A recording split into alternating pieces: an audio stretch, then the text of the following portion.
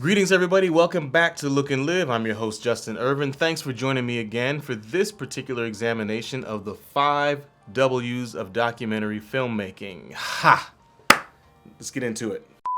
So we've been getting into the 5 W's of documentary filmmaking: the who, what, where, when, and why you are making this film. Today, we will be discussing the where. Now, one of the most important aspects to your documentary is going to be access. So it may seem obvious to a talented filmmaker such as yourself, but people just can't kick in the door waving the C400 and think that they're going to get a good documentary out of the process. This is not Cops, and you are not here for shock television. So what do? We all know how important access is in our daily lives. The access to that one particular person who'll pick up the phone call because it's you, but maybe they wouldn't for anybody else. The way you can go into a certain neighborhood, know the shop owner here, know the grocery store attendant there, know the barista in this place, and have access based upon your intimacy and your relatability to the subject matter. Access is king, and if you don't have it, you can still do your film, but the more of it you have, the better your film will be. One of the magical things about documentary, one of the many magical things about documentary filmmaking, is the fact that it has the ability and capability to place your viewer into a position that they never would have been able to get into on their own. How do they do this? You do it by virtue of your access. We've seen this before in countless wildlife films. We've seen it in science documentaries and similar, where it places you on the surface of a planet or places you right in the middle of that dangerous safari that you probably aren't going to.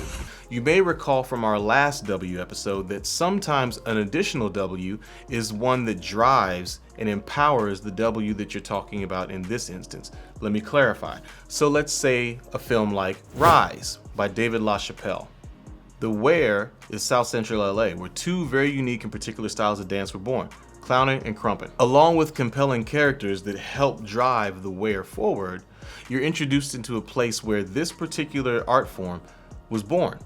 Not here, not there, but in this place, in South Central, in LA, where this particular and specific, kinetic, vibrant, powerful, posturing, explosive dance style was born.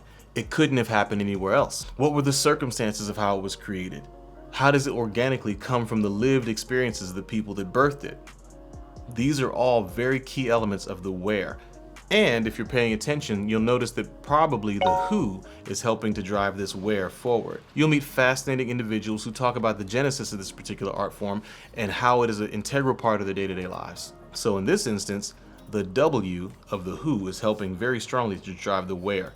But as you watch it, the entire time you're reminded that this particular art form could not come from anywhere else at any other point in time. The where is very apparent in Rise.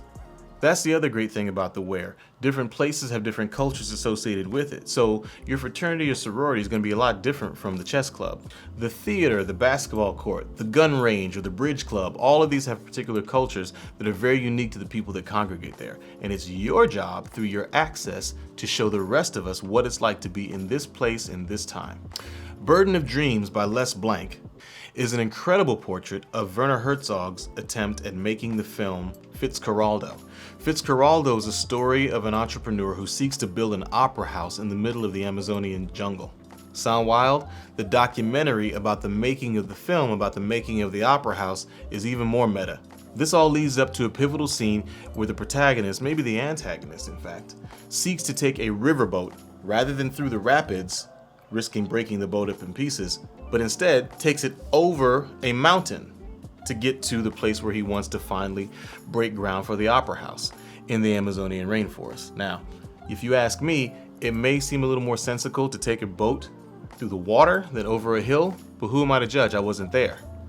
But then again, I was, by virtue of Les Blank's documentary. Could Les Blank have done a documentary about a different Herzog film? Probably, maybe, certainly. All of this drama and all of this intensity is heightened by the dramatic effect of the where in which it happens. For those of us that aren't necessarily interested in braving the rainforest, you also have very important wheres that happen maybe in your hometown or at least nearby. Barbara Koppel's documentary, Harlan County, USA, is literally named after the town in which it was made. It's a fascinating story of a mining town in West Virginia whose workers are fighting for safer mining conditions and fair labor practices. Koppel's approach is notably intimate. The access that Barbara Koppel was granted illustrates and underscores the extreme intimacy in being able to tell their story. The groundbreaking film, a classic, and it earned the film a 1977 Academy Award for Best Documentary.